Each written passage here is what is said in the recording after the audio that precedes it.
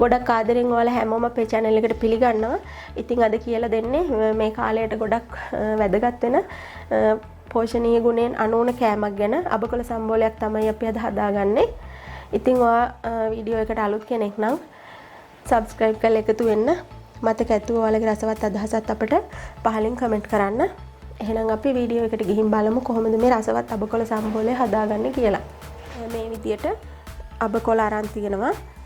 අබකොළ ගනිද්දී මේ ටික පැල කරලා තමයි අරන් තියෙන්නේ. අබෑට ඉහළ කඩෙන් ගෙනාවා අබෑට ඉහළ පැල කරගෙන තමයි මේ විදිහට හදලා තියෙන්නේ.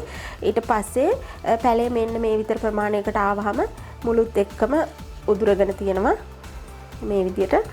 ඊට පස්සේ මම ඔයාලට මේ මුල් එක්ක උදුරගත්ත කීපයක් අරන් ආවේ ඒක තියෙන විදිහ පෙන්වන්න දැකලා නැති අයට. ඊට පස්සේ ගහේ කඳේ මේ විදිහට කැඩෙන කොටසින් කඩලා ගන්න ඕනේ. ඔයාලා අබ හදාගන්න අබ ඇට හදාගන්න මේ ගස් පැල කරනවා නම් මේ විදිහට අයිනෙන් කොළ කීපයක් කඩා ගන්න. ඊට පස්සේ ගහේ දැල්ලත් එක්ක මෙහෙම උඩට ගිහිල්ලා කාලේ සම්පූර්ණ වුණාම අබ ඇට ටික හැදෙනවා. මෙන්න මේ විදිහට කඩලා තමයි මම මෙතෙන්ට ඔක්කොම ටික ගෙනල්ලා තියෙන්නේ. හොඳට හොදලා තෙත ටික බේරෙන්න ඇරලා තමයි අරගෙන තියෙන්නේ. බඩේ අජීර්ණ වලට එහෙම අද්දුටුවයි ප්‍රත්‍යක්ෂයි වගේ කොළ සම්බෝලයක් තමයි අබකොළ සම්බෝලය. ඊට පස්සේ මම මෙතෙන්ට අරන් තියෙනවා පොල් අඩලක පොල්. ඊට පස්සේ උඹලකඩ රතු ලුණු වැඩිපුර අරන් තියෙනවා. ගම්මිරිස් කුඩු චුට්ටක් රසානුව ලුණු ඒ වගේම රසානුව දෙහි තක්කාලි ගෙඩියකුත් හේන් වෙන්න කපලා අරන් තියෙනවා.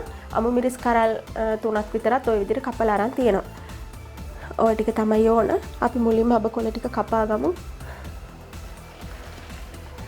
අබකොළ ඔයාලා පහසු විදිහකට කපා ගන්න.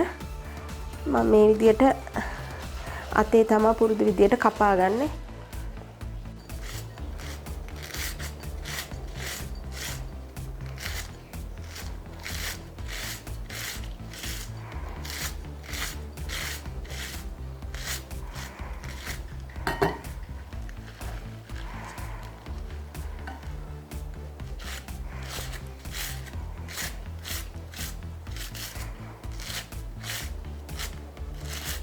ඊට පස්සේ දැන් මම කරන්නේ අපිට උමනා තරමට පොල් එකතු කරගන්න ඕනේ.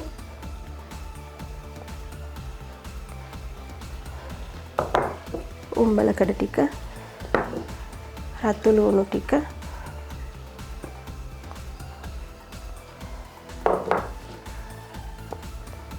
අමු මිරිස් ටික තක්කාලි ටික ඔය විදිහට එකතු කරනවා. ඊට පස්සේ අපි දෙහි ඇඹුල් ටික දාගමු.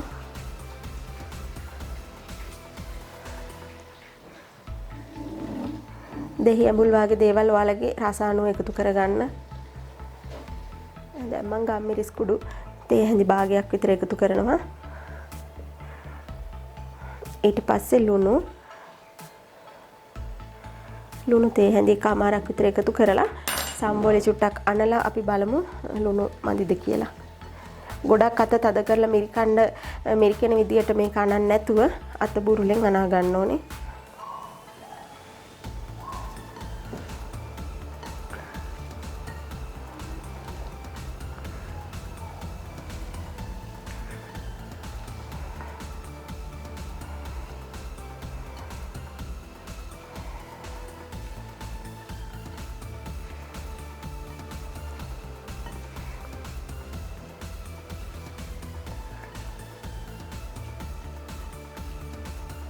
කෑම කන්න ලෑස්ති වෙලා අන්තිම මොහොත තමයි අපි සලාද වර්ග හදා ගන්න ඕනේ.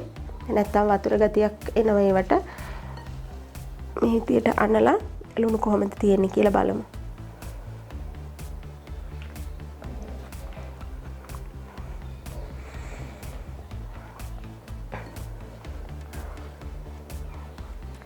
මම දාගත්ත ලුණු ප්‍රමාණය ඇති මට.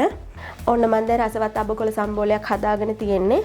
මේක තනිකරම අබකොළ කන්න අකමැති කෙනෙක් ඉන්නවා නම් කලවම් පලා මැල්ලුමක් හදන වෙලාවකට කොළ කීපයක් එකතු කරලා හරි සතියකට හෝ සති දෙකකට වතාවක් පස්සෙ හදලා බලන්න. ඖෂධීය ගුණයත් ඊටාම ඉහළයි අබකොළවල. ඉතින් ඔයාලත් මේ විදියට අබකොළ සම්බෝලයක් හදලා රස බලන්න. එහෙනම් මේ වගේම තවත් අලුත් වීඩියෝ එකකින් ආයෙ හමු වෙමු.